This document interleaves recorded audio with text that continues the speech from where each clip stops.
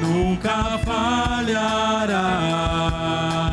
Maravilhoso Deus, mais que buscamos, mais que pedimos, grandes coisas faz. Ressurgiu e a morte venceu. Nosso Deus é poderoso, em seu nome vamos vencer. Nosso Deus é poderoso.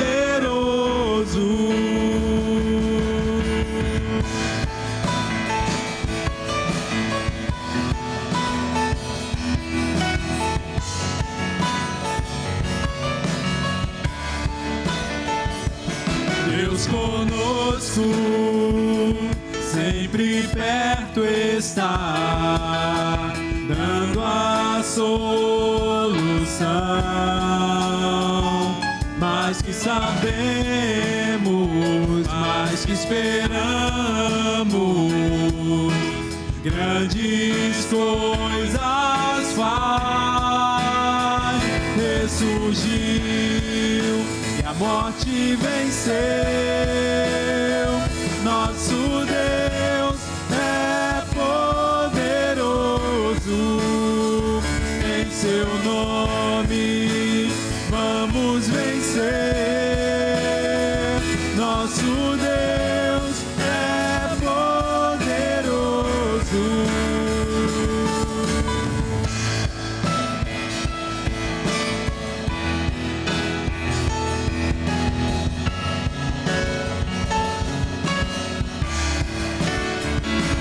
Deus conosco nos conduzirá, jamais nos deixará, jamais nos deixará.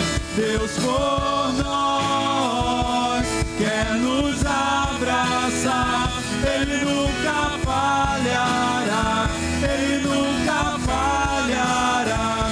Ressurgiu e a morte venceu. Nosso Deus é poderoso, em seu nome vamos vencer. Nosso Deus é poderoso, ressurgiu e a morte venceu. Nosso Deus é poderoso, em seu nome vamos vencer. Nosso Deus é poderoso, nosso Deus é poderoso, nosso Deus é poderoso.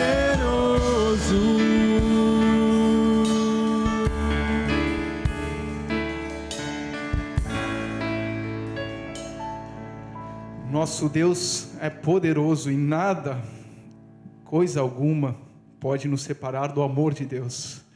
Louvado seja o Senhor mais uma vez nessa noite. O convite é para lermos nesse momento, irmãos, a palavra de Deus que nos fala desse amor de Deus, que nos fala disso que é aquilo da impossibilidade de ser separados desse amor. Lá em Romanos, no versículo 31, nos diz assim a palavra de Deus: que diremos, pois, diante dessas coisas? Se Deus é por nós, quem será contra nós? Aquele que não poupou seu próprio filho, mas o entregou por todos nós, como não nos dará com ele e de graça todas as coisas? Quem fará alguma acusação contra os escolhidos de Deus? É Deus quem os justifica. Quem os condenará? Foi Cristo Jesus que morreu, e mais, que ressuscitou, e está à direita de Deus, e também intercede por nós. Quem nos separará do amor de Cristo? Será tribulação, ou angústia, ou perseguição, ou fome, ou nudez, ou perigo, ou espada? Como está escrito: por amor de ti enfrentamos a morte todos os dias. Somos considerados como ovelhas destinadas ao matadouro. Mas em todas estas coisas somos mais do que vencedores, por meio daquele que nos amou. Pois estou convencido de que nem morte nem vida, nem anjos nem demônios, nem o presente nem o futuro, nem quaisquer poderes, nem altura, nem profundidade, nem qualquer outra coisa na criação será capaz de nos separar do amor de Deus que está em Cristo Jesus, nosso Senhor. Amém. Louvado seja o nome do Senhor. Vamos continuar louvando ao Senhor, louvando a Ele por esse amor, declarando nessa canção: não há ouro ou bens, nem riquezas também, que me afastem do teu coração, nem amor por alguém poderá me afastar de ti. Louvemos ao Senhor.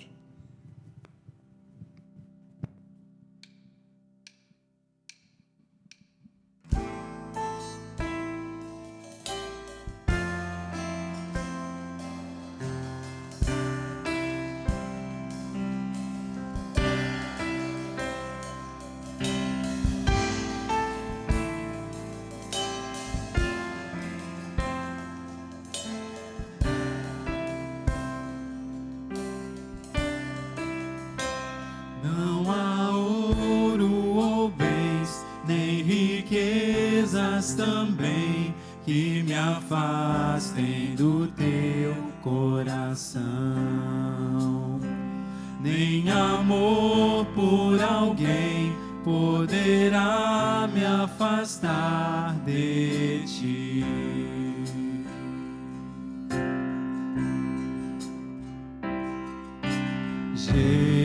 Jesus, incomparável amor que me resgatou. Mestre, hoje pra sempre tua face eu buscarei.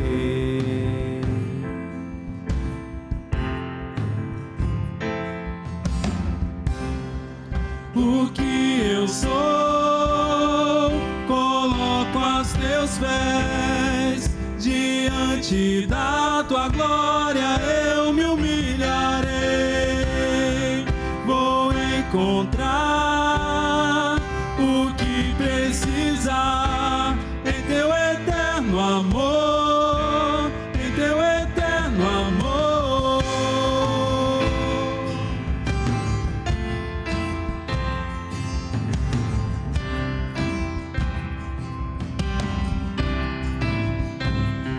Abro mão do que sou, meus desejos eu dou. Quero em tudo, Senhor, te adorar.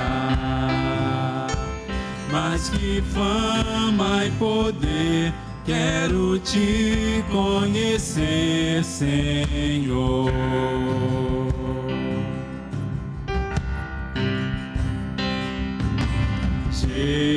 Jesus, incomparável amor que me resgatou. Mestre, hoje pra sempre tua face eu buscarei.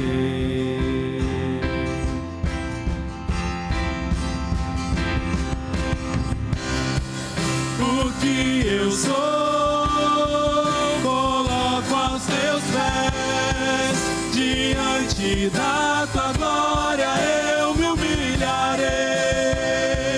Vou encontrar o que precisar em teu eterno amor, em teu eterno amor.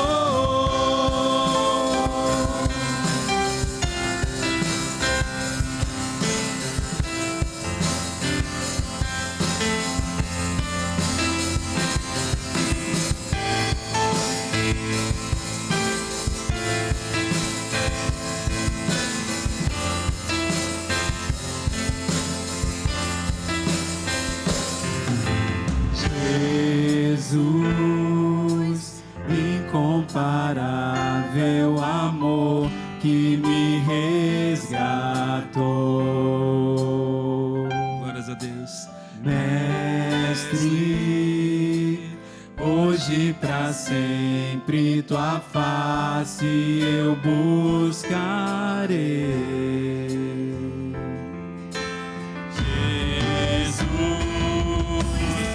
Incomparável amor que me resgatou.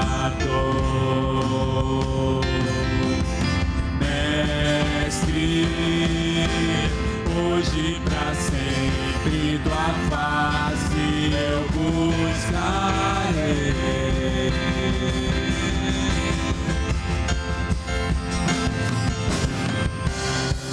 O que eu sou diante da tua glória eu me humilharei. Vou encontrar o que precisar em teu eterno amor, em teu eterno amor. O que eu sou, coloco aos teus pés. Diante da tua glória eu me humilharei. Vou encontrar o que precisar em teu eterno amor, em teu eterno amor. O que eu sou, coloco aos teus pés. Diante da tua glória eu me humilharei. Vou encontrar o que precisar em teu eterno amor, em teu eterno amor.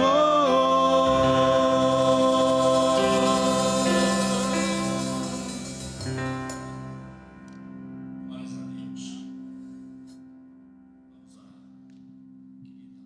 Querido amado Deus, Senhor, queremos agradecer por tudo. Senhor, obrigado, Jesus, por nos resgatado, Pai. Que possamos dia a dia diminuirmos e o Senhor cresça em nós, através de nossas atitudes, que demonstrem isso cada vez mais. Pai, quero pedir por todas as pessoas que estão passando dificuldade nesses momentos que vivemos de pandemia, tantas pessoas desempregadas, Pai. Senhor, cuida. O Senhor conhece cada uma delas, cada coração, Senhor. Sonda uma a uma, Senhor. Que elas possam sentir a tua presença, o teu amor, Pai. Senhor, quero pedir também, Pai, para todos que passam problemas de doença em hospitais, que nesse momento se encontram enfermos em hospitais. Visita um a um, Pai. E o Senhor possa, com a sua mão curadora, estar sobre eles, meu Deus. O Senhor é o médico dos médicos. Obrigado por tudo, Pai. Também o Senhor tem feito. Quantos livramentos, muitos nem sabemos, nem nos damos conta. Outros tomamos conhecimentos. Mas é pelo seu amor, pela sua graça, Pai, é que temos a oportunidade de vivenciar isto. Senhor Deus, obrigado. Continua conosco nesse momento, Pai. Continua conosco no dia a dia. Nos dê condição de discernimento, Pai, que possamos adquirir maior conhecimento. Possamos aproveitar da tua palavra que será dada dentro de alguns momentos. Essa palavra possa ser plantada e ficar plantada nos nossos corações. Que ela possa vivificar a nossa vida, meu Deus. Obrigado por tudo, Pai. Continua conosco. Tudo isso eu peço e agradeço. Em nome de Jesus. Amém. Convido a todos a continuar louvando o nosso Deus. Vamos louvar o nosso Deus que realmente tem um amor eterno por nós, que é um Deus poderoso, né? E somente disso podemos então assim descansar no amor de Deus. Podemos viver esse amor plenamente. Vamos louvar o nosso Deus. Muitas vezes na vida, nuvens negras, ela representam na nossa vida pessoal, às vezes na nossa vida familiar, às vezes no nosso coletivo. Uma nuvem tão espessas que às vezes gera medo e você tem dificuldade de crer, mas por cima das nuvens o sol está lá. Interessante quando a gente tem a oportunidade, se talvez você não teve, de viajar de avião. Quando o avião pega uma altura, ele passa as nuvens e você vê aquele sol acima das nuvens. Queria convidar você a crer nisso, que Jesus é aquele que está acima das tuas sombras, acima das nuvens negras que vêm sobre você. Ele está ali. Nós cremos nele, temos certeza do seu poder, ainda que as nuvens negras venham sobre nós. Por isso nós podemos descansar no poder e na confiança de que o Senhor está conosco.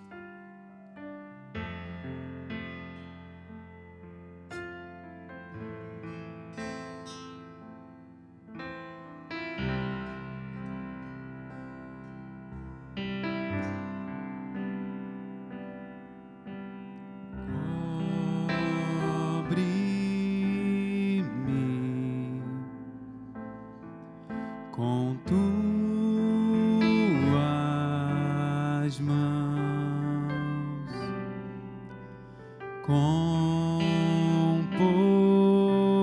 poder, vem me esconder, Senhor. Se o trovão e o mar se erguendo vem sobre a tempestade, eu voarei. Sobre as águas tu também és rei. Descansarei, pois sei que és Deus.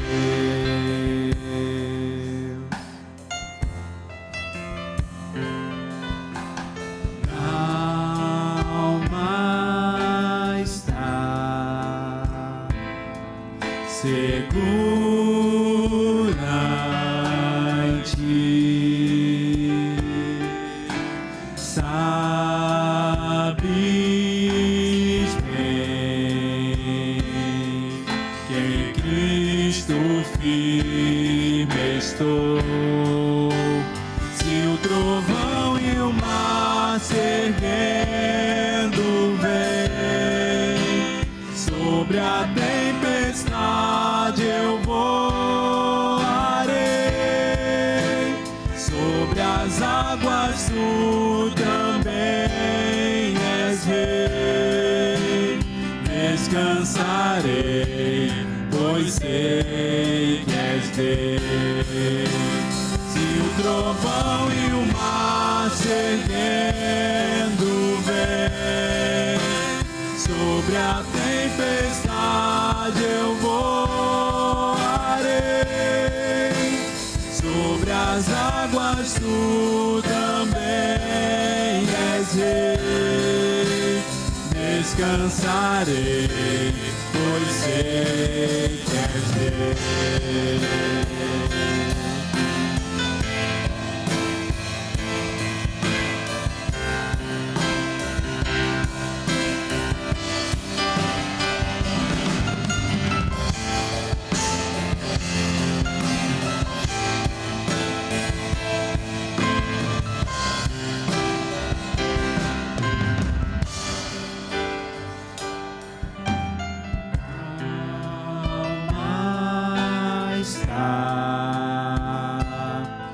Segura em ti, sabes bem que em Cristo firme estou. Se o trovão e o mar se erguendo vem sobre a tempestade, eu voarei. Sobre as águas tu também és rei. Descansarei, pois sei que és Deus. Se o trovão e o mar se erguendo vem, sobre a tempestade eu voarei. Sobre as águas tu também és rei. Descansarei, pois sei que és Deus.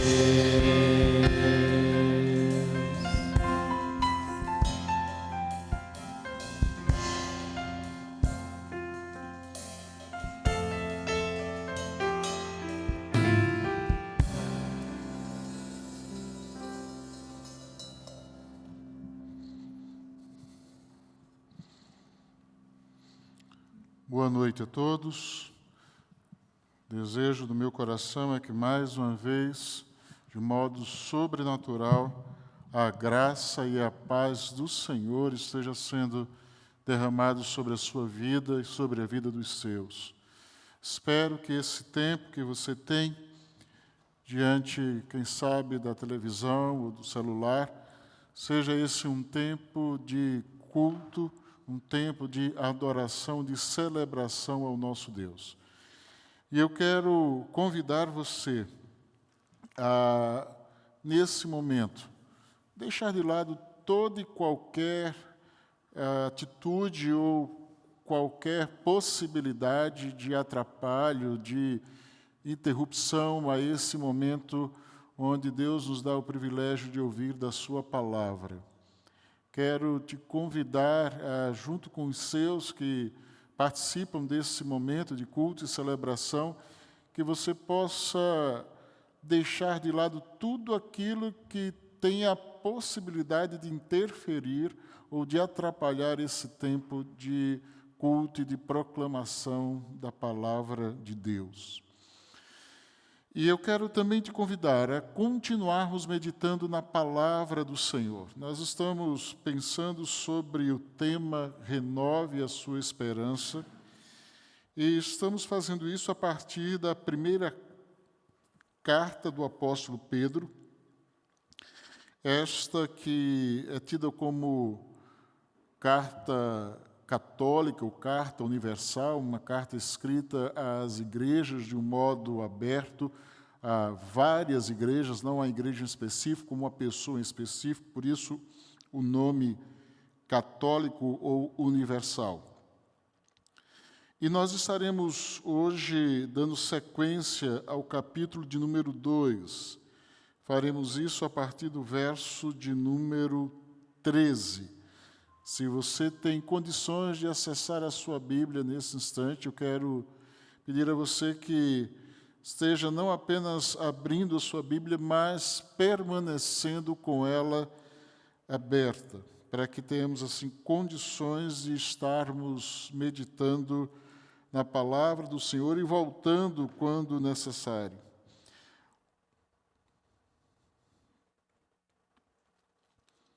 E nos diz o seguinte, a palavra de Deus: por causa do Senhor, sujeitem-se a toda autoridade constituída entre os homens, seja ao rei como autoridade suprema, seja aos governantes como por ele enviados para punir os que praticam o mal e honrar os que praticam o bem. Pois é da vontade de Deus que, praticando o bem, vocês silenciem a ignorância dos insensatos.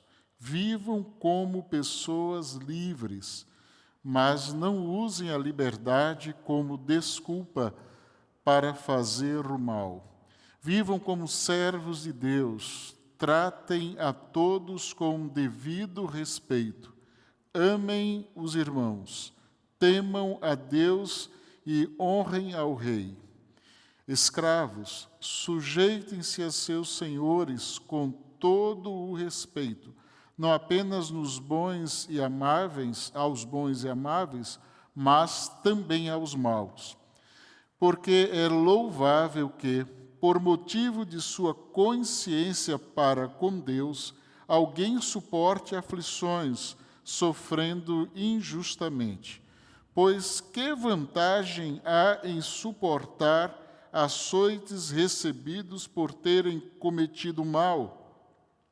Mas, se vocês suportam sofrimento por terem feito bem, isso é louvável diante de Deus. Para isso vocês foram chamados, pois também Cristo sofreu no lugar de vocês, deixando-lhes exemplo, para que sigam os seus passos. Ele não cometeu pecado algum, e nenhum engano foi encontrado em sua boca. Quando insultado, não revidava. Quando sofria, não fazia ameaças, mas entregava-se àquele que julga com justiça. Ele mesmo levou em seu corpo os nossos pecados sobre o madeiro, a fim de que morrêssemos para os pecados e vivêssemos para a justiça. Por suas feridas vocês foram curados, pois vocês eram como ovelhas desgarradas, mas agora se converteram ao pastor e bispo de suas almas. Vamos orar mais uma vez. Quero te convidar a juntos irmos em oração à presença de Deus. Bendito e amado Pai, o desejo do nosso coração é que mais uma vez a Tua palavra possa tocar-nos profundamente. Ó Deus, o desejo nosso é que ela seja um instrumento nas mãos do Teu Espírito, para que chegue ao mais profundo do nosso ser. Como diz a Tua palavra, a divisão de alma e espírito juntas e medulas. Deus, e que esta palavra volte cumprindo o propósito para o qual ela foi enviada. E que o nosso coração seja terra fértil, que esta semente lançada venha produzir frutos de forma abundante. E, Senhor, que ela não apenas ocupe a nossa mente, mas que ela domine o nosso coração, que ela se torne muito mais do que conhecimento acerca da verdade, mas que ela seja incorporada por nós na nossa prática e na vida do dia a dia, nos tratamentos, nos relacionamentos e em tudo quanto o Senhor nos permitir viver. Essa oração, ó Pai, que fazemos no nome de Jesus, aquele que acreditamos vive e reina para todos sempre. Amém. Esta é uma mensagem que, de fato, eu não gostaria de pregar. Não é um tema sobre o qual eu tenha prazer em falar. Há temas e assuntos e textos que muito alegra o meu coração tratar deles, mas este não é um dos temas com os quais eu gosto de lidar e tratar. Em muitos momentos ele se torna um desafio. E eu entendo que a verdadeira palavra pregada, ou a palavra que é pregada a partir da verdade, ela sempre nos trará desafios. Ela sempre nos causará algum tipo de incômodo. E se é verdade, e se ela é a palavra de Deus, de alguma maneira ela nos confrontará. E este é um tema com o qual dificilmente gostamos de lidar. É o tema da esperança além da injustiça. Lidar com os princípios bíblicos para tratarmos de injustiça é algo extremamente desafiador. E eu quero começar a nossa reflexão ou melhor, dando continuidade à nossa reflexão, lendo um relato escrito por Max Lucado, quando ele fala em um dos seus livros, A Esperança Irresistível. Há um capítulo que ele dedica àquilo que é a vitória da justiça como resultado da esperança cristã. E ele faz o seguinte relato no início deste capítulo. Em 14 de dezembro de 2012, Daniel Barton, de 11 anos, acordou cedo. O céu escuro do lado de fora da sua casa de Newton, no estado de Connecticut, criava tons de vermelho alaranjado e havia luzes de Natal nos telhados das casas vizinhas. Em certo momento, Daniel correu pela estrada, ainda de pijama e chinelo, para abraçar a irmã Natalie antes de ela sair. Ele e o pai dele tocaram Sino de Belém ao piano. Mais tarde, Daniel desceu a escada correndo com a escova de dente na mão para se despedir da mãe, antes de ela sair para o trabalho. De modo geral, era uma manhã cheia de alegria e descontraída. Ninguém imaginava que seria a última manhã de Daniel. Ele foi uma das 20 crianças e 6 adultos mortos por um atirador desequilibrado na escola de ensino fundamental Sandy Hook, naquela manhã. O massacre de Sandy Hook não foi o primeiro na história do mundo, mas pareceu ser o mais cruel, pois não se tratava de uma reunião de adultos, era uma classe de crianças. Não era uma zona de guerra, era um bairro calmo. Eles não eram bandidos, mas crianças no início da idade escolar, que levavam mochilas e lancheiras e ainda acreditavam em Papai Noel. Que coisa horrível em plena época de Natal. Nenhuma criança merece uma morte dessas. Nenhum pai merece tanta dor. E isso nos faz lembrar de algo bem comum. A vida não é justa. Onde você aprendeu essas palavras? Um dia eu perguntei ao Pedro. Porque ele tinha mania de todas as vezes que nós deixávamos ele na escola e ele tinha que enfrentar o chamado período integral, ele usava a seguinte expressão: isso não é justo. E eu perguntei um dia a ele: onde foi que você aprendeu isso? Que acontecimento expôs você à balança desequilibrada da vida? Será que algum acidente de carro que trouxe fatalidade a um amigo? Será que amigos que esqueceram de você? Algum professor ou líder que o ignorou? Ou algum adulto que o violentou, a violentou quando criança? Já fez alguma oração tipo do salmista lá no Salmo de número 35, verso 17, quando diz: Senhor, até quando ficarás olhando? Quando você fez pela primeira vez a pergunta do profeta Jeremias, lá em Jeremias 12, 1, por que o caminho dos ímpios prospera? Por que será? Por que será que traficantes enriquecem? Por que os agressores sexuais, na sua grande maioria, ficam impunes? Os charlatões e enganadores se elegem? Qual é a razão da soltura dos assassinos, do sucesso dos traidores, da recompensa dos canalhas, da hipocrisia dos traidores? Até quando a injustiça florescerá? E Deus dá uma resposta. Deus dá uma resposta a partir de um texto, lá no Atos, livro dos Atos, capítulo 17, verso de número 31.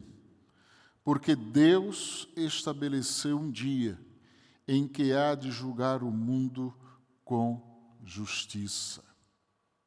Haverá justiça. A justiça de Deus chegará. Há um dia em que haverá juízo.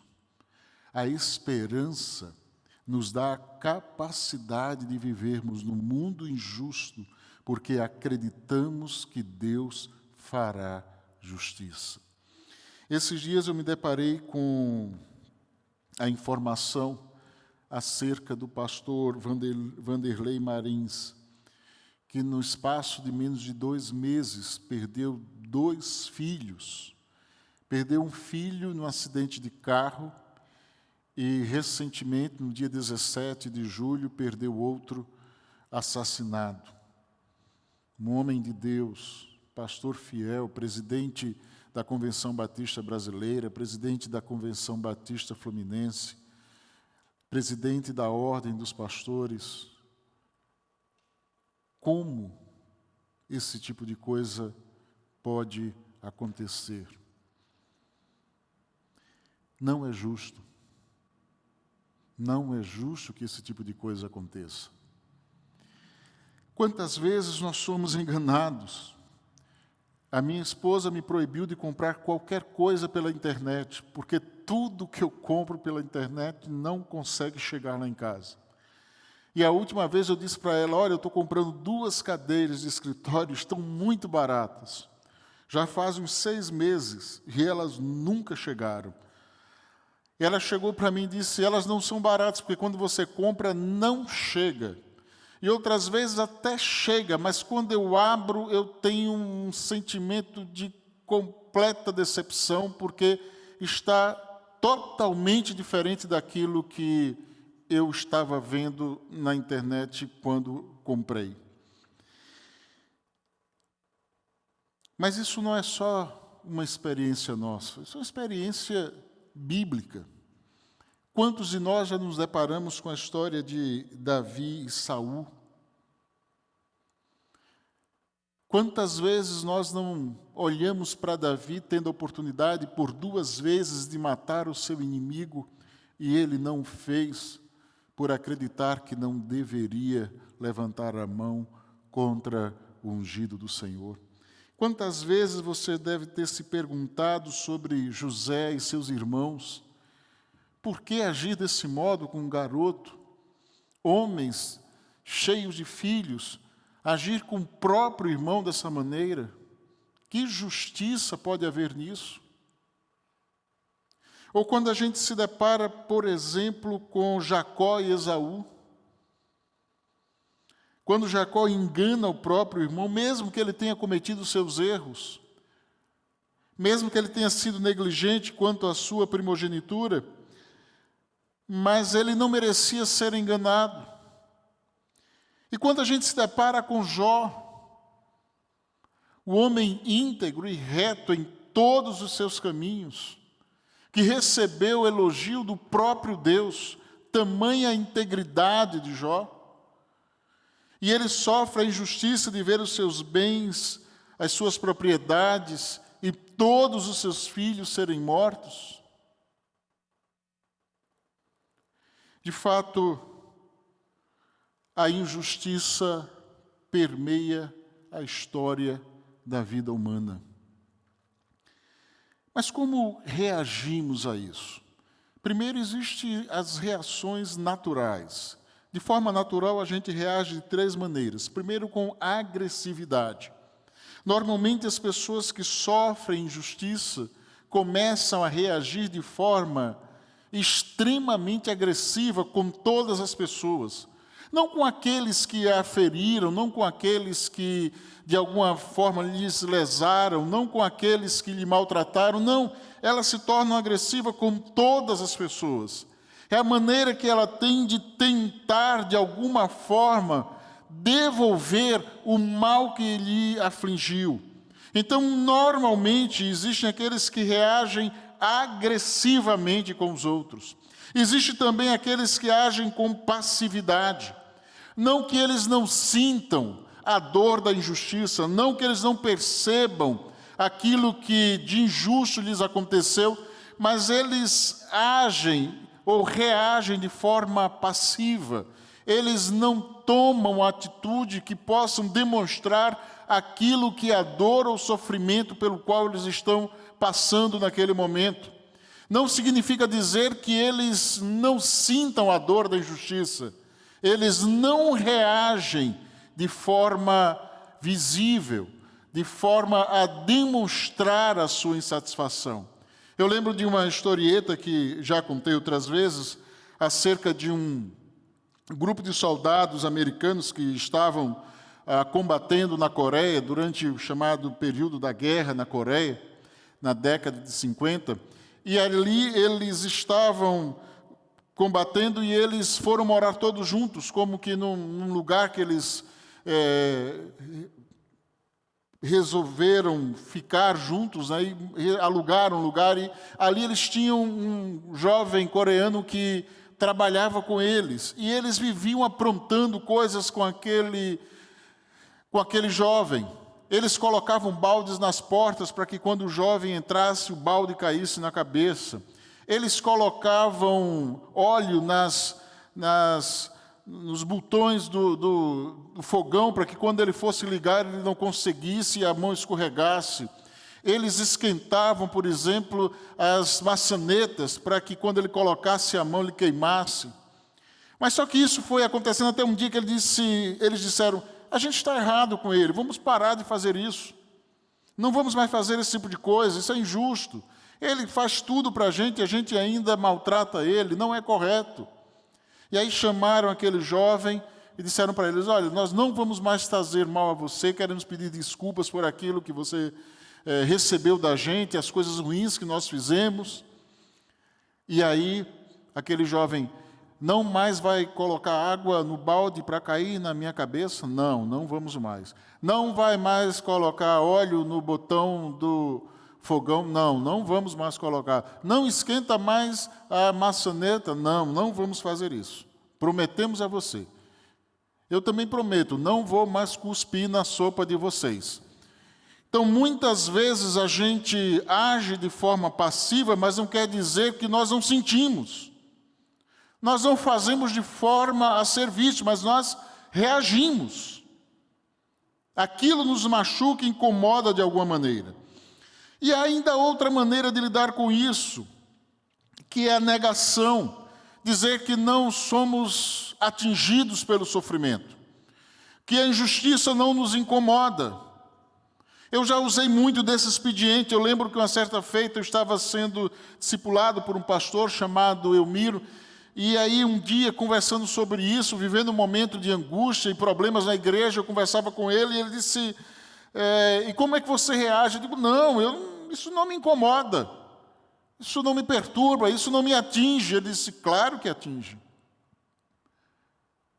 Não, não me atinge, atinge sim. Como você tem dormido?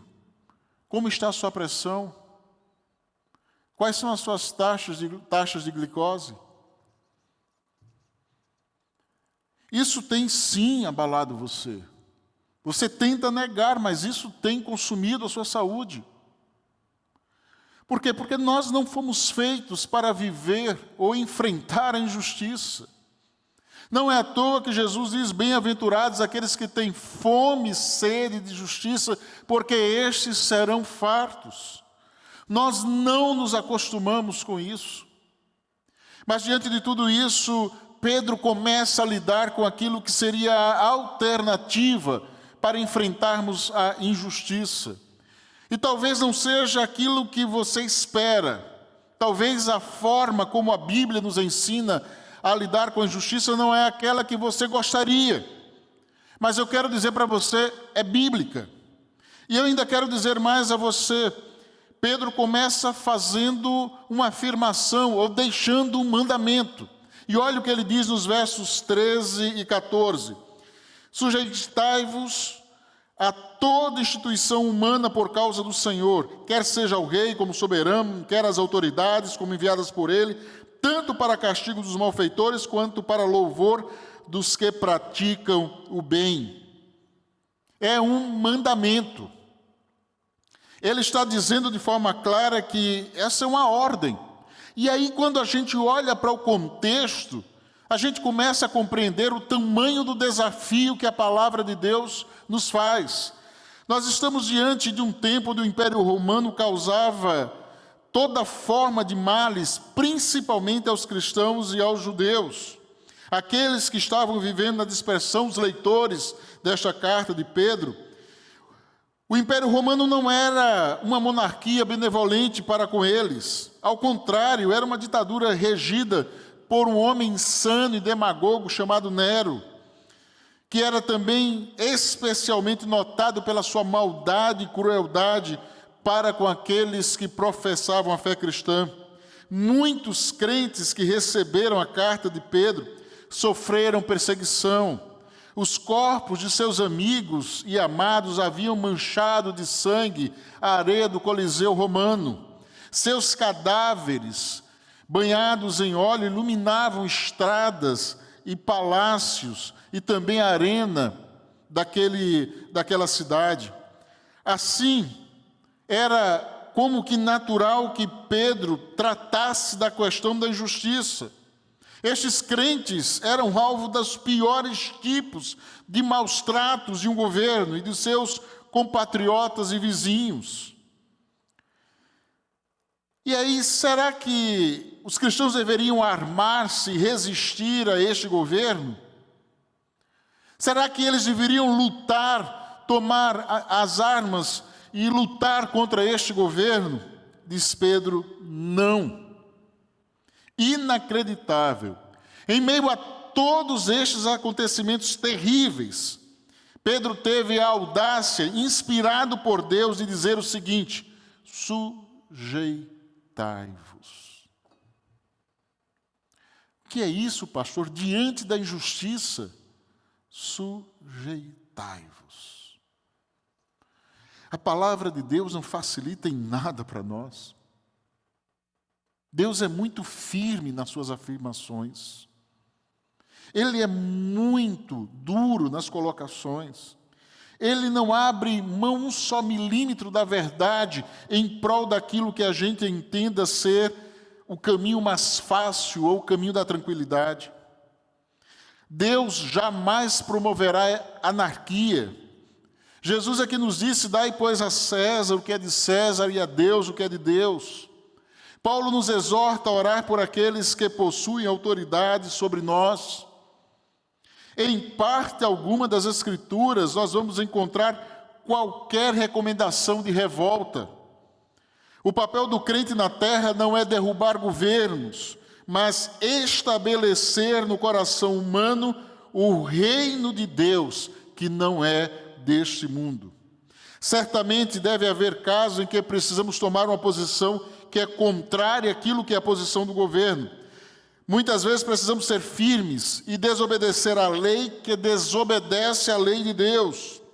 Não somos obrigados a abdicar de nossos compromissos ou das nossas convicções ou renunciar à nossa fé, mas estas são exceções e não regra. Sempre que possível precisamos dar a César a moeda da obediência civil, orar pelos que estão no poder, pagar nossos impostos, obedecer às leis do país e viver de maneira honrosa sob o domínio dos líderes eleitos em nossa terra.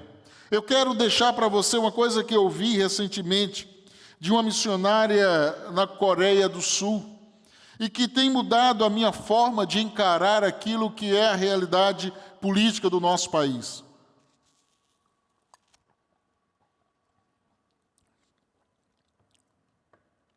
Aquela missionária conta que quase todas as igrejas da Coreia do Sul acordam às 4 horas da manhã, e significa ir para o templo orar, não algumas pessoas, mas milhões de pessoas às 4 horas da manhã estão lotando os templos, com fila de espera de mais de 1h30. E eles intercedem pelos seus governantes. Não importa o partido, não importa a situação do país, não importa o momento. Eles oram para que Deus os faça instrumentos do Senhor para o bem daquele povo. Eles clamam a Deus continuamente pela vida daqueles que exercem o poder e a autoridade. A igreja, ela entende que o seu papel não é estar no poder. A igreja entende que o seu papel é orar para que o poder de Deus se manifeste sobre a terra. E é importante a gente olhar isso quando Pedro diz que devemos fazer isso de forma honrosa, sujeitando-nos de forma honrosa. A palavra sujeitar é uma palavra grega chamada hipotasso, que é um termo militar que significa submeter-se à autoridade. Ela é composta de duas palavras, a junção de duas palavras, tasso, que significa organizar, ou arrumar, ou apontar, ou organização, e hipo, que significa colocar-se por baixo, submeter-se. Esta construção em particular significa dizer, ou a ideia que ela traz é que devemos estar sujeitos à organização, à autoridade da organização. Este reconhecimento da existência da autoridade, acoplada à disposição de colocar à parte os próprios desejos pessoais, demonstra uma profunda dependência de Deus. Esta submissão à autoridade não diz respeito apenas a Deus, a suprema autoridade humana, como também aos oficiais inferiores, tais como reis e governadores, oficiais da lei e até mesmo os professores. Mas a gente precisa deixar uma coisa clara aqui. O nosso problema não é compreender o significado de sujeição ou submissão. Nosso problema é viver de acordo com este significado. Não nos falta compreensão do que é submissão ou sujeição. Nos falta vontade de queremos viver desse modo. Por isso, o apóstolo Pedro, ele não apenas dá um mandamento, mas ele diz o motivo pelo qual ele dá este mandamento. Olha o que diz o verso 15: porque assim é a vontade de Deus, que pela prática do bem façais emudecer a ignorância dos insensatos. A palavra que ele utiliza aqui é a palavra grega emudecer, fechar a boca com mordaça. E é bom que a gente olhe que os primeiros cristãos, aqueles que estavam na igreja no primeiro século, foram alvo de toda sorte de calúnia. Eles eram tidos como uma seita secreta, as pessoas diziam que eles pertenciam a outro reino, eles seguiam outro líder, um outro rei, eles planejavam destruir o Império Romano e tomar o poder.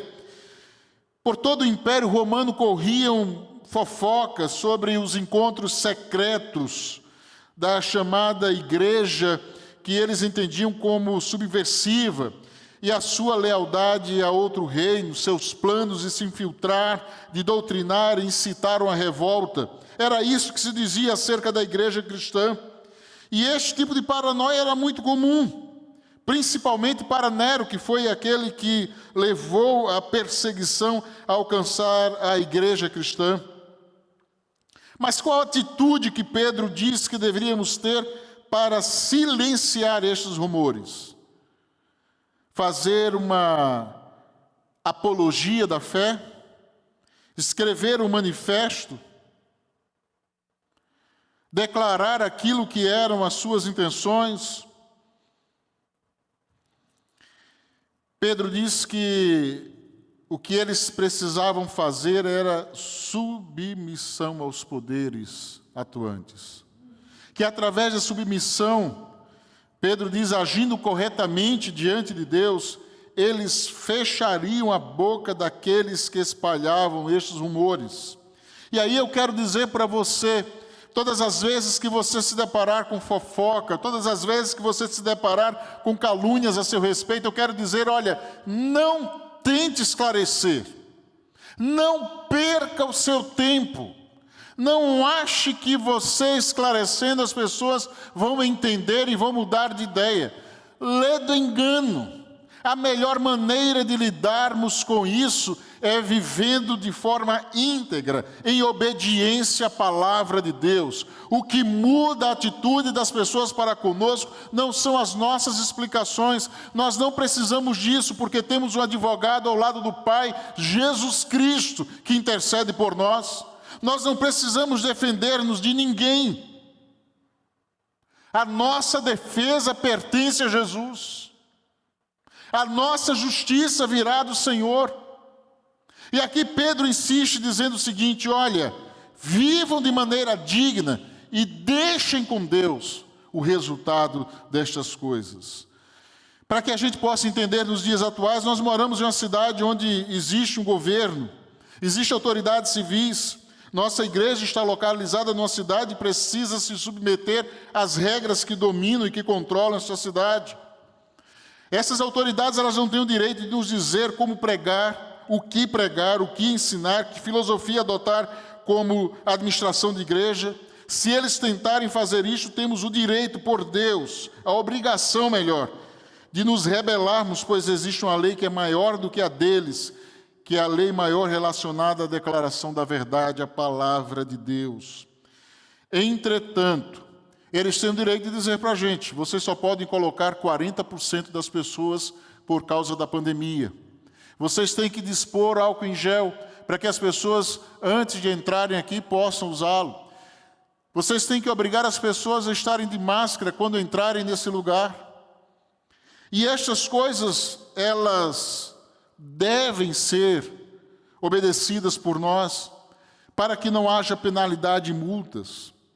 Não é sábio, não é certo que a gente infrinja as leis civis. Isso não viola as leis de Deus, isso não contraria a verdade. Ao contrário, elas existem porque elas buscam de alguma forma nos trazer proteção. Por isso precisamos nos submeter à lei. Através da submissão a estas autoridades, a estas regras, acabamos com quaisquer rumores sobre sermos um grupo de indisciplinados ou que fazemos aquilo que tão somente queremos, contrariando as leis do país ou do lugar onde nós estamos estabelecidos. Além daquilo que é o motivo, Pedro também usa um princípio. E olha o princípio que o apóstolo Pedro utiliza, versos 16 e 17.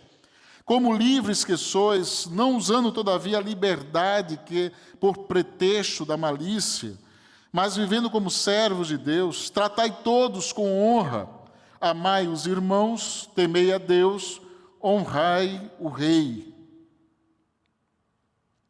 É fundamental que a gente mantenha a perspectiva correta sobre este princípio. Não nos submetemos porque necessariamente concordamos.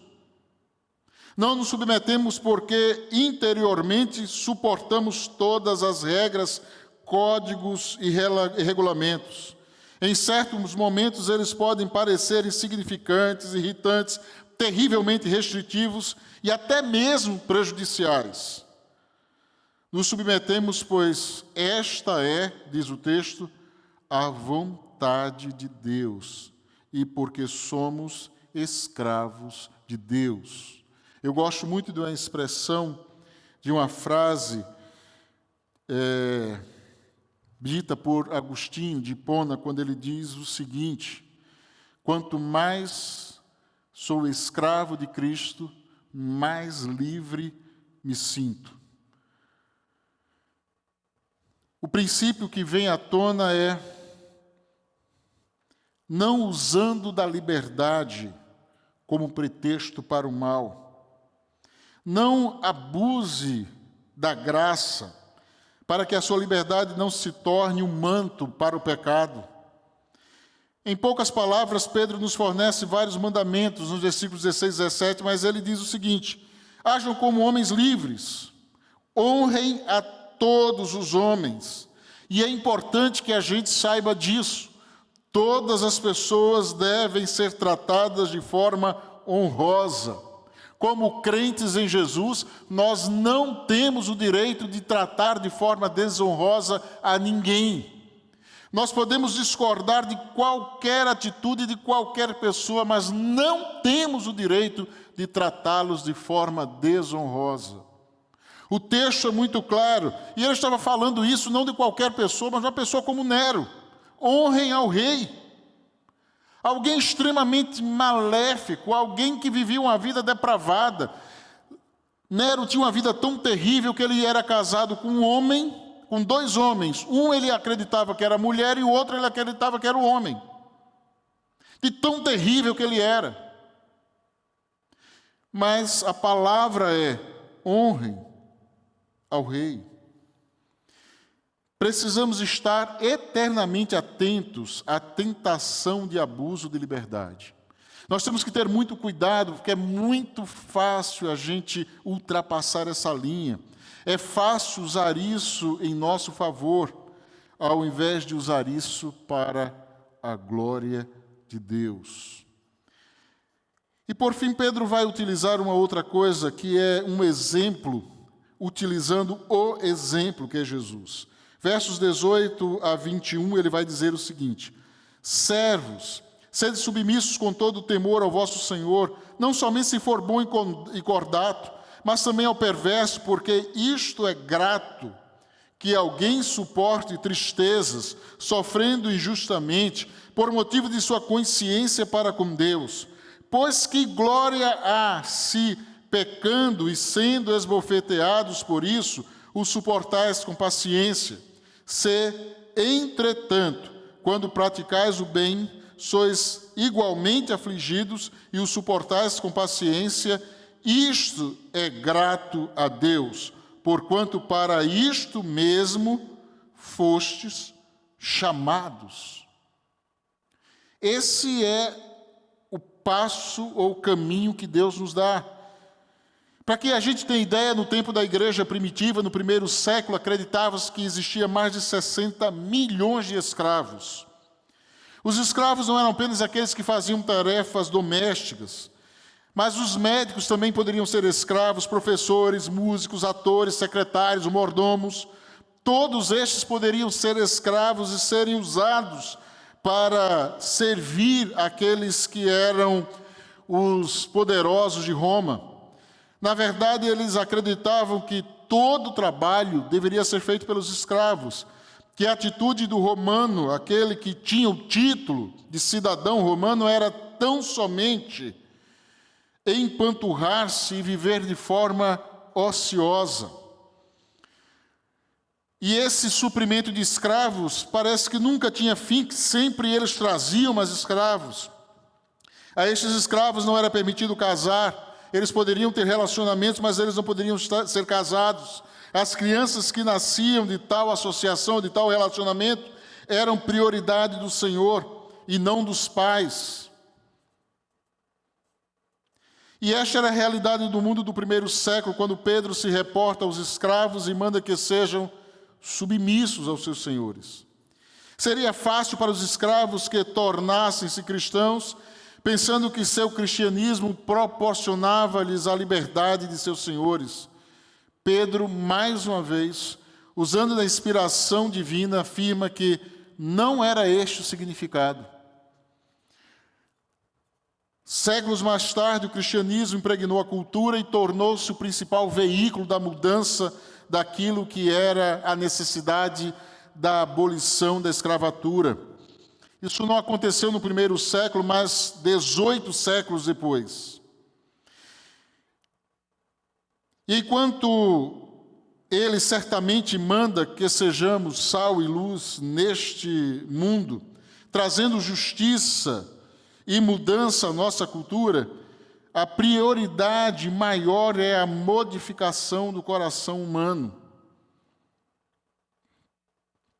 O desejo de Deus é a mudança do coração humano.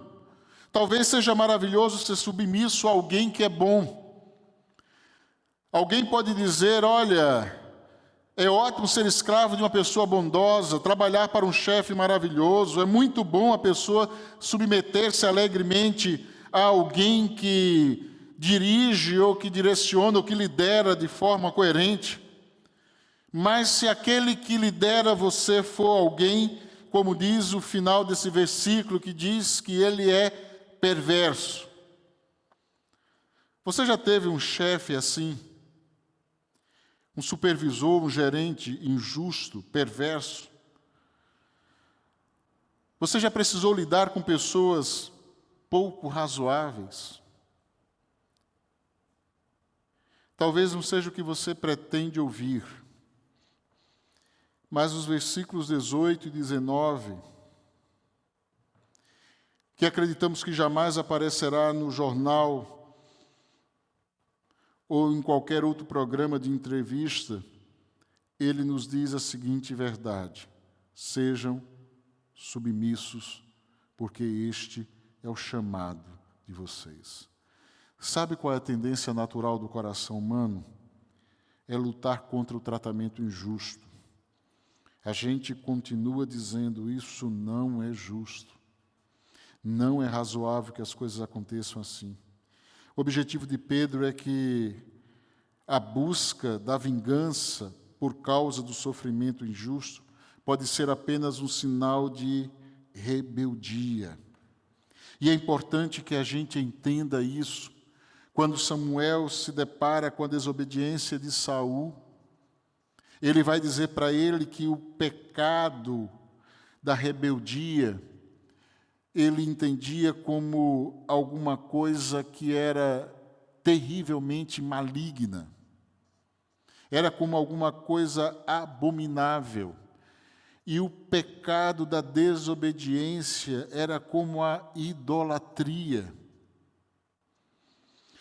A gente muitas vezes quer trazer uma atitude ou uma situação diferente para aquilo que a palavra de Deus nos coloca, mas ele nos diz, olha, existe uma diferença.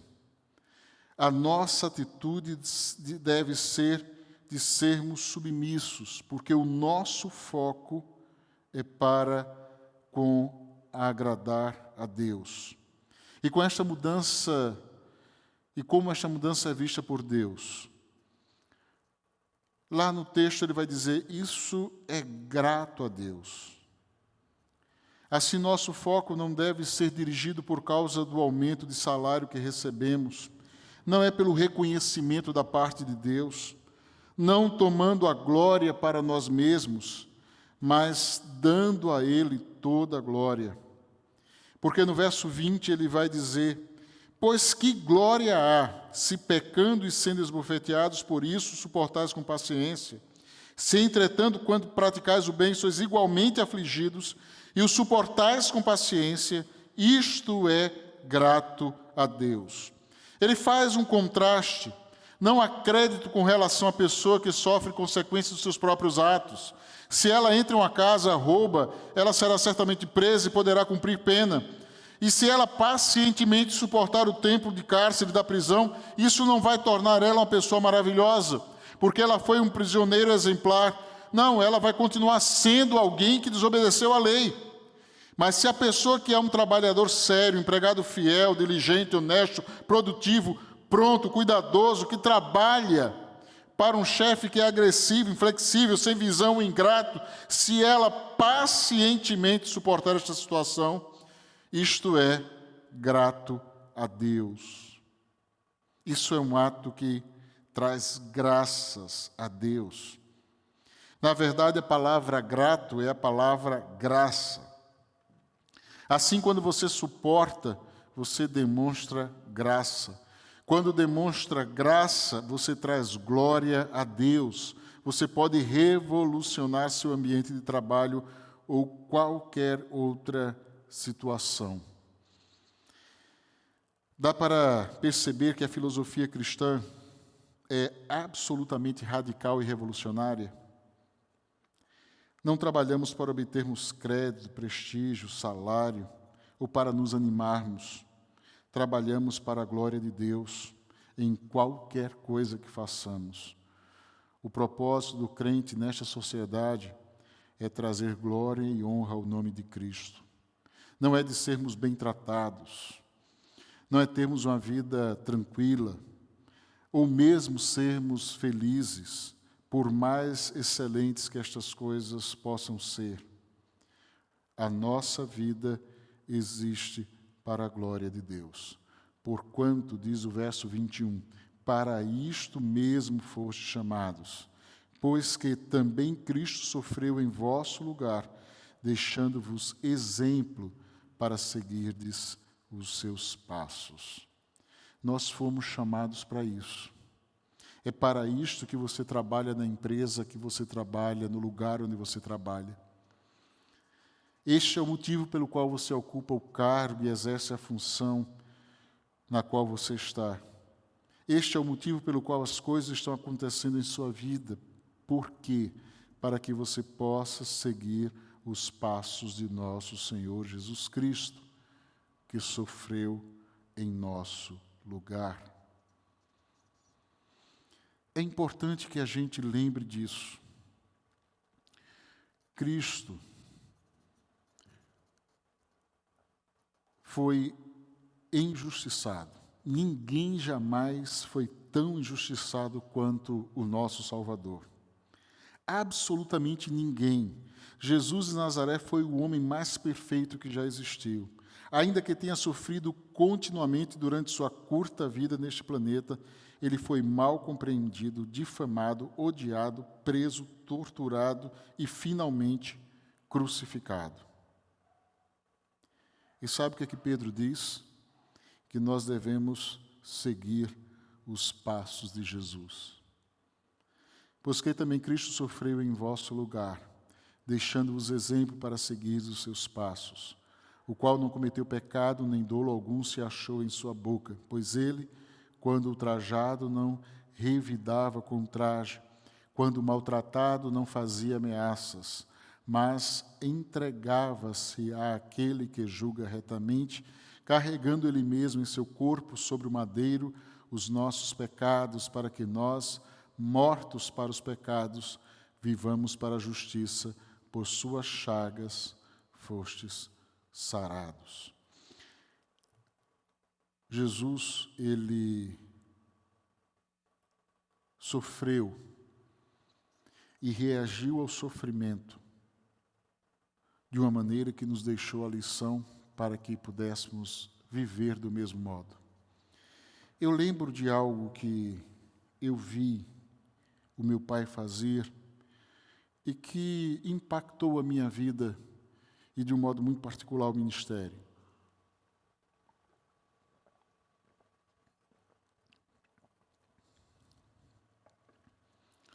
Meu pai foi pastor por 3 anos na cidade de Recife, numa igreja chamada Torrões, Igreja Batista nos Torrões, ou no bairro dos Torrões. E quando ele chegou ali, ele foi como um pastor recém-consagrado. Ele tinha, à época, 24 anos de idade. Era um jovem pastor. E quando ele chegou àquela igreja, ele se deparou com um líder que começou a persegui-lo continuamente. Ele fazia uma visita, quando ele saía da casa, aquele irmão ia, entrava naquela casa e perguntava: o que foi que o pastor disse? O que foi que ele falou? Qual o texto que ele leu? E aí ele ia combatendo tudo aquilo que aconteceu na visita. Chegou ao ponto de ele estar pregando, aquele irmão se levantar e dizer que aquilo que ele estava pregando não era correto, que não agradava a Deus, que era mentira, que não estava agindo de acordo com a palavra. E aquilo foi acontecendo, incomodando a igreja, perturbando as pessoas. E meu pai tomou a decisão de orar por aquele homem. Ele disse: eu vou orar por ele, para que Deus possa mostrá-lo que eu o amo. E papai começou a orar por aquele homem. Passados mais ou menos 3 semanas, ele começou a perceber que aquele irmão não estava mais indo à igreja. Já fazia alguns domingos que ele não estava mais indo à igreja. E aí ele foi até lá fazer uma visita àquele irmão. Quando ele chegou à porta da casa, ele percebeu um mau cheiro terrível dentro da casa.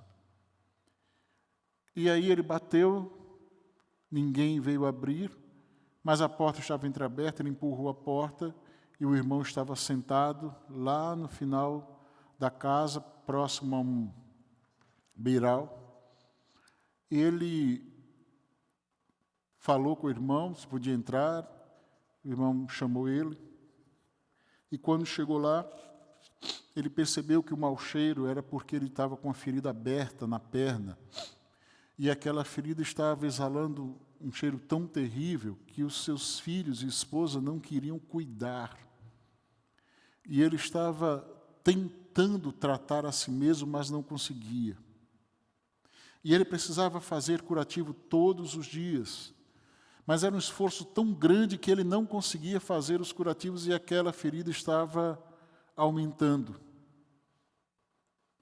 E naquele momento meu pai entendeu que aquilo era a resposta de Deus para que ele pudesse servir aquele irmão. E ele disse àquele irmão: eu vou vir aqui todos os dias fazer este curativo. E todos os dias ele ia lá, fazia o curativo. Aquele irmão tão arrogante, orgulhoso, soberbo, que tratava ele com tanta rejeição, todas as vezes que meu pai batia a porta, ele chorava, envergonhado. Chorava porque ele sentia o peso daquilo que ele havia feito. Aquele irmão recuperou-se da sua ferida, voltou à igreja e se tornou um grande amigo da nossa família. Um grande amigo da nossa família. Ao ponto de que, quando meu pai mudou de Recife para Palmeira dos Índios, ele já era aposentado, ele mudou para aquela outra cidade para acompanhar meu pai no ministério. Eu vi isso acontecer inúmeras vezes. Eu vi isso acontecer na minha vida. Eu vi isso acontecer no meu ministério, nesta igreja, da igreja de onde eu vim. E eu quero dizer a você que a única forma bíblica de encararmos a injustiça é deixando isso nas mãos de Deus. Não existe outra maneira de tratarmos injustiça. Não existe outra forma bíblica de lidarmos com a injustiça. E não há forma melhor de cuidar da nossa vida, de proteger a nossa alma, do que colocar tudo aquilo que se levanta contra nós no altar do Senhor. Qual a injustiça que você tem sofrido? Qual a dor que você tem suportado por causa da atitude de alguém? Talvez seja algo que tenha a ver com o seu passado, talvez seja algo que tenha a ver com alguém que traiu, alguém que lhe enganou, alguém que prometeu e não cumpriu, alguém que lhe envergonhou, alguém que trouxe descrédito a você através de fofoca e maledicência. Qual tem sido a sua dor? Eu quero deixar para você o exemplo de Pedro, que ele recebeu de Jesus. Ele deixou tudo isso diante do Senhor. Ele disse: olha, coloquem isso diante de Deus, aquele que é o bispo e pastor das nossas almas. Deixe nas mãos de Jesus, porque Ele é quem conduz a vida de vocês. Hoje a gente leu na parte devocional um texto que diz: se Deus é por nós, quem será contra nós? Se Ele não poupou seu próprio Filho, antes o entregou por nós, como não dará com Ele todas as coisas?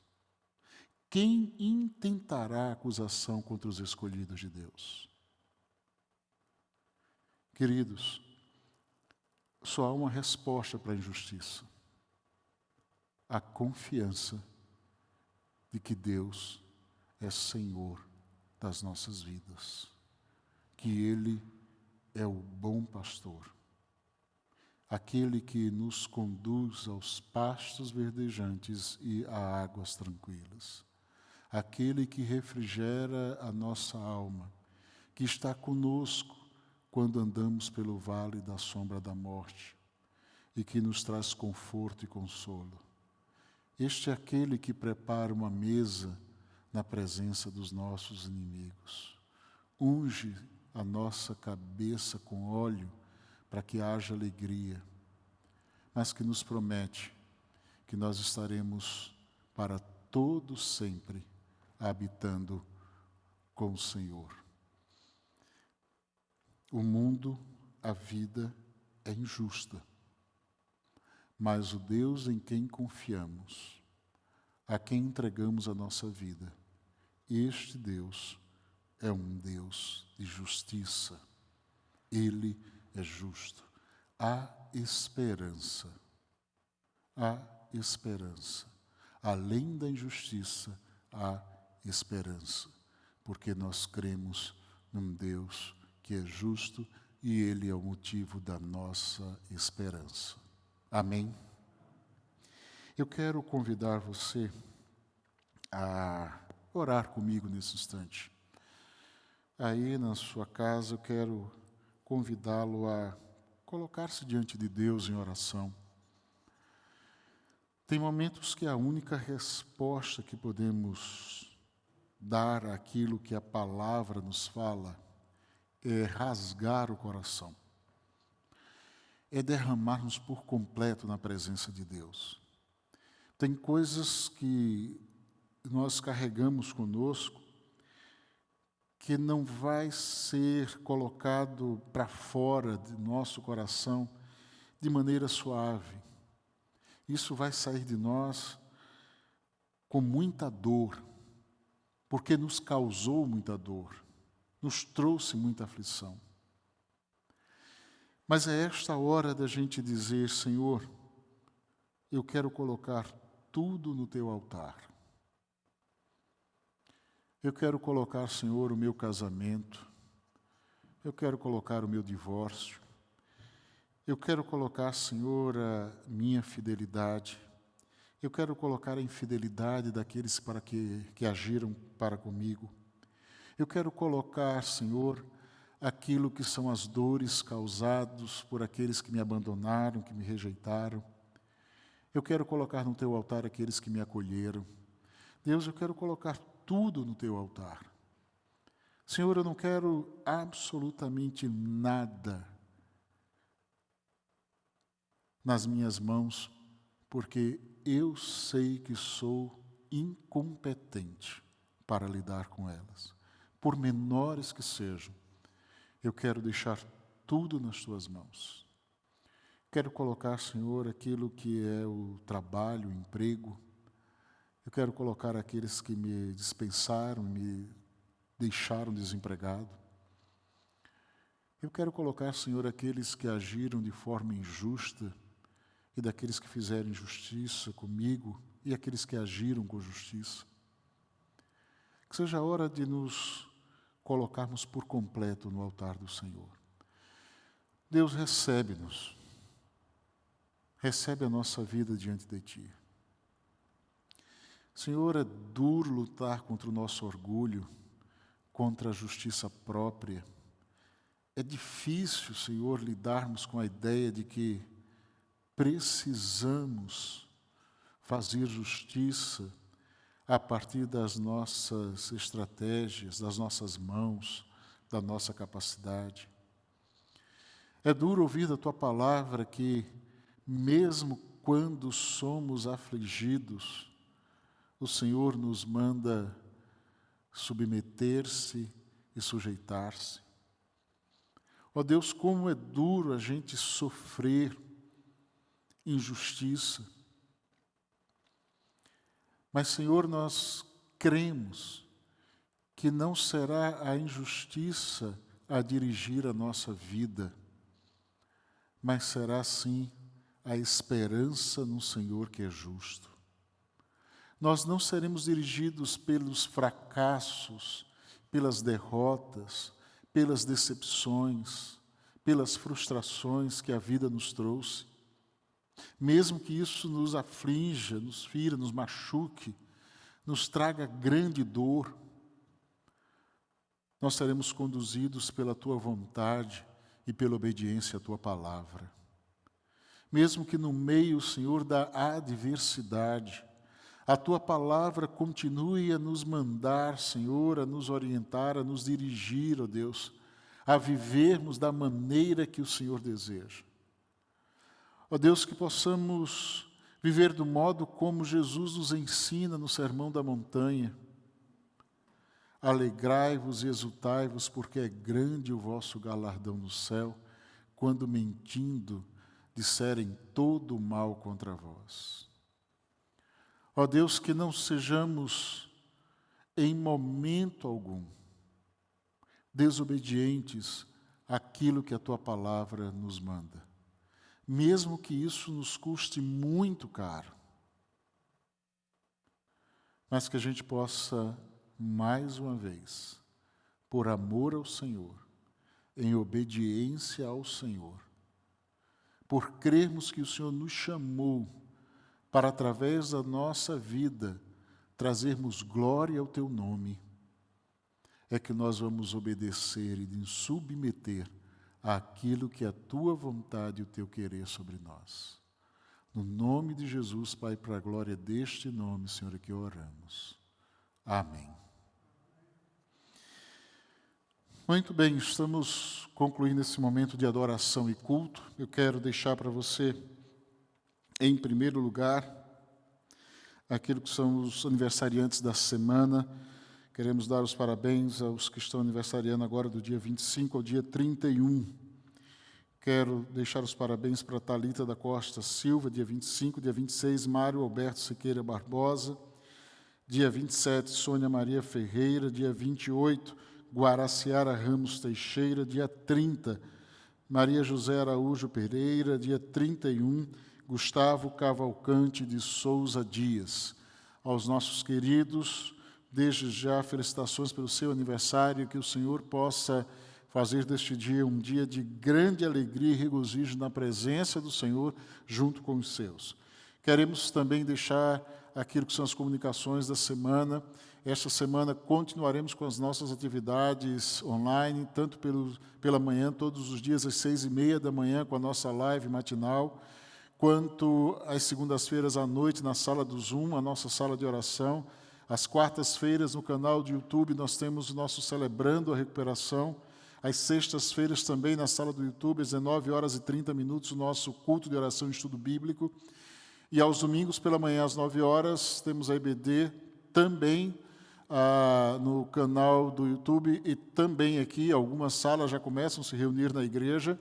E o nosso culto presencial e online, às 10h30, e o outro culto que é transmitido às 18h30, este que nós estamos concluindo neste momento. Quero convidá-lo a participar conosco, quando possível, estar presente. Quero te convidar a compartilhar destas informações com outros, para que muitos outros estejam participando conosco desse tempo de adoração e culto. E quero te convidar a contribuir conosco. Nós temos 2 momentos muito especiais. Em primeiro lugar, nós estamos encerrando a nossa campanha de missões mundiais com a feira no dia 7 de agosto. É a nossa Feira das Nações. A nossa feira será realizada aqui na igreja, e nós teremos várias barracas com comidas de vários países do mundo, e você pode vir comprar aqui conosco, você pode pedir delivery, vai ser entregue. Nós queremos que você, se possível, esteja conosco. Se é possível, isso não lhe põe em risco, esteja conosco. Quero pedir a você que, se você não vier, esteja comunicando a outros, divulgando o evento, e que você possa estar comprando, ajudando, doando. Nós temos a prática da nossas feiras missionárias, nós doamos, nós trabalhamos e nós compramos. Nós fazemos isso porque cremos que esta é uma obra digna de toda a nossa dedicação, porque é a obra de missões. E missões está no coração de Deus. E eu quero te convidar a participar deste momento. Além disso, eu quero também convidar você a estar participando daquilo que são as obras da igreja através da sua doação. Se você quiser fazer isso, pode fazer a partir de transferência bancária, tem aí o Pix, tem a conta da igreja, a agência, o banco. Você pode fazer a sua doação. Se for para as obras da igreja, basta você acrescentar 20 centavos. Se é uma contribuição para a obra missionária, basta você acrescentar 10 centavos. Se for dízimo e oferta, basta que seja o valor que Deus tem posto no seu coração para que você contribua. Faça isso. Nós continuamos a fazer a obra de Deus na dependência do Senhor. Louvamos a Deus porque muito já foi feito, mas continuamos crendo que Deus fará ainda mais. Por isso eu quero convidar você para que esteja conosco, lutando em prol da obra do Evangelho, lutando em prol do crescimento do reino de Deus, lutando em prol da salvação de vidas, e que muitas outras pessoas possam estar sendo alcançadas pela pregação do Evangelho. Então venha juntar-se a nós, seja isso através da sua participação online, a divulgação dos links para que muitos outros estejam participando, seja isso através da sua presença, da sua contribuição, da sua participação, do seu trabalho. Não deixe de agir de uma maneira que venha trazer progresso, continuidade, engrandecimento ao nome de Jesus e à obra dele na face da terra. Então eu quero te convidar a participar disso. Deus abençoe a sua vida, Deus abençoe a sua família, que Ele conceda a você uma semana rica da presença dEle e que você possa, de fato, compartilhar da esperança do Senhor com todos aqueles que Deus lhe der a oportunidade de conviver. E quero te convidar a louvar ao Senhor com todo o seu ser, para que a gente esteja terminando esse momento de celebração com alegria, porque nós temos em nós o espírito de alegria. O Senhor nos ungiu com espírito de alegria. Louvemos alegremente ao nosso Deus.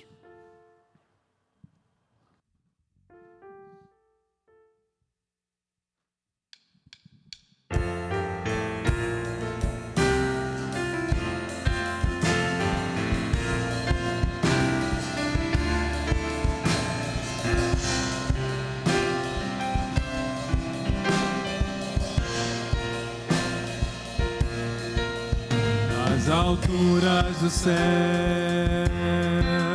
do profundo do mar, dos limites da terra, louvamos-te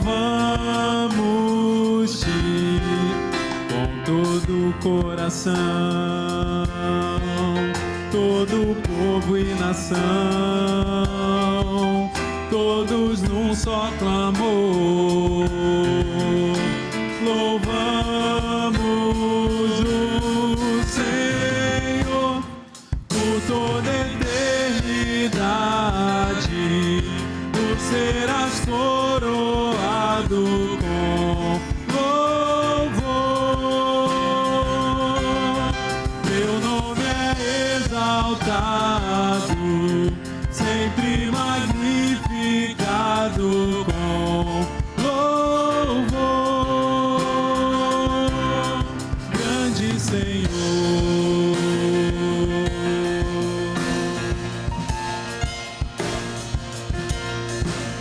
das alturas do céu,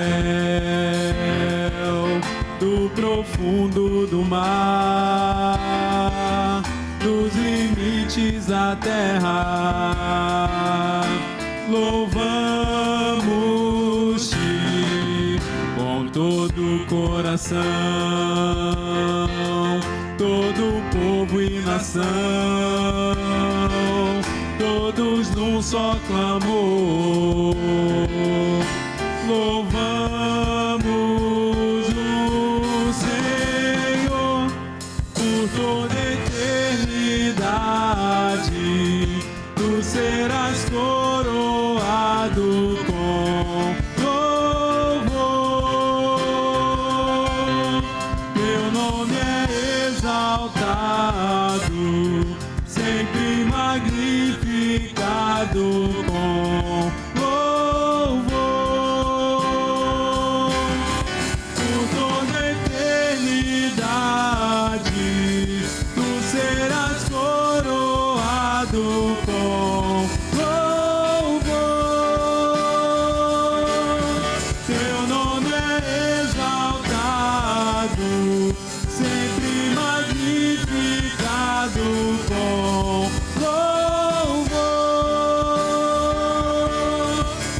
Senhor.